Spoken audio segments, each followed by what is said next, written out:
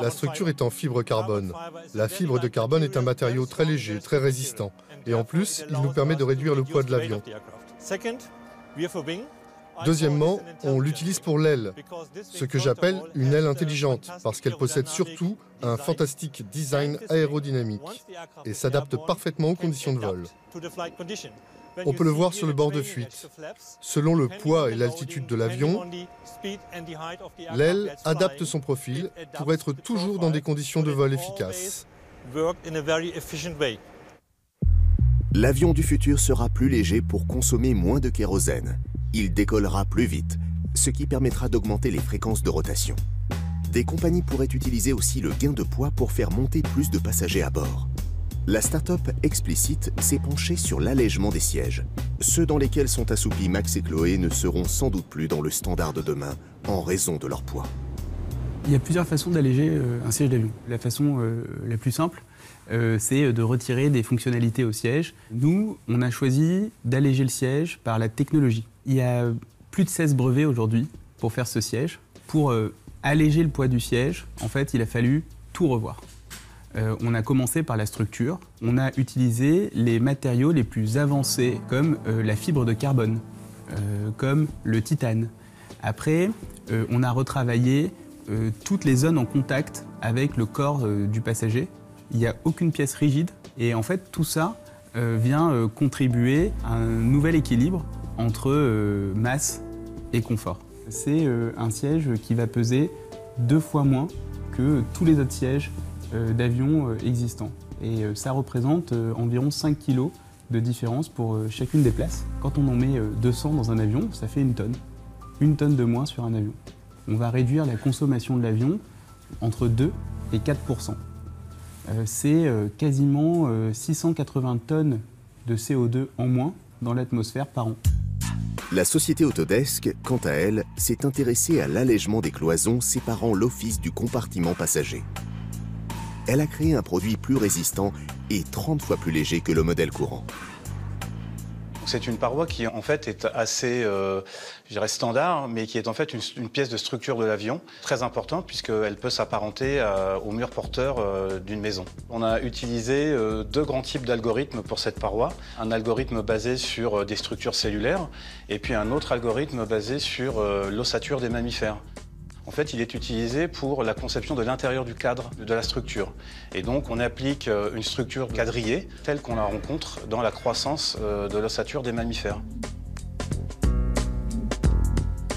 Cette cloison bionique ultra légère, ultra résistante, est fabriquée dans un alliage spécifiquement adapté à l'impression 3D et composée notamment d'aluminium et de magnésium. Airbus estime à 460 000 tonnes de CO2 l'économie que l'on pourrait faire sur l'impact environnemental en partant du principe qu'on généraliserait ce type de conception à l'ensemble d'une flotte d'avions dans une compagnie aérienne. Et côté propulsion, un nouveau mode rendrait les avions de ligne plus écologiques. Le véritable changement dans le futur, ce sera d'avoir des vols plus électriques. Le tout électrique prendra du temps, parce que l'évolution du stockage de l'énergie des batteries est très lente. Mais la solution réside dans une combinaison entre l'électrique et le moteur. Des esprits ingénieux inventent l'avion du futur. Celui du designer industriel Oscar Vignals volerait à l'hydrogène et des panneaux solaires alimenteraient la cabine en énergie. Son empreinte écologique serait quasiment nulle puisque l'appareil ne rejetterait que de la vapeur d'eau. L'agence Technicom Design a imaginé l'Ixion, un avion sans hublot pour alléger le poids et offrir une expérience de voyage unique. À la place des fenêtres, des écrans où sont projetées des images panoramiques.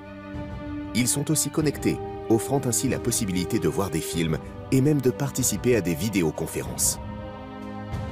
Au-delà des équipements cabines et de la motorisation, de nouvelles idées audacieuses guident l'avenir du transport aérien, comme l'avion modulaire, initié par l'École Polytechnique de Lausanne. On va utiliser les mêmes moteurs, les mêmes matériaux que les avions qui se développent aujourd'hui et qui se développeront plus tard. Par contre, ce qu'on est en train d'explorer, c'est la manière de prendre et d'utiliser l'avion. On a retenu un type d'aviation qui est particulier, qui est l'aviation modulaire. Donc cette aviation modulaire a la particularité de pouvoir échanger des modules, qu'on a appelé capsules, Et ces capsules sont soit des capsules de passagers, soit des capsules de fret. L'aile qui est capable de transporter 3 capsules serait capable d'emporter environ 450 passagers. En gros, ces capsules vont être glissées sous l'aile et ensuite être clippées là-dessous. Une opération qui devrait prendre entre 15 minutes et 20 minutes. Il n'y a pas besoin de repenser, je dirais, les zones aéroportuaires pour ce type d'avion, parce que quelque part, ils atterrissent comme un avion normal, ils décollent comme un avion normal. Les compagnies pourraient mieux gérer le taux de remplissage des capsules en faisant varier, selon leurs besoins, la capacité en fret et en passagers.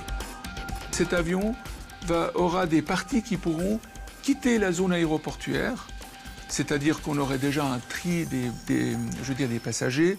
Les passagers seront déjà embarqués dans ces capsules. En gros, on essaie de refaire ce que font les containers avec des containers profilés pour voyager à 900 km/h ou voyager sur rail ou voire même sur la route. Cette idée de capsule n'en est qu'à l'étape embryonnaire, mais elle séduit déjà de nombreux avionneurs.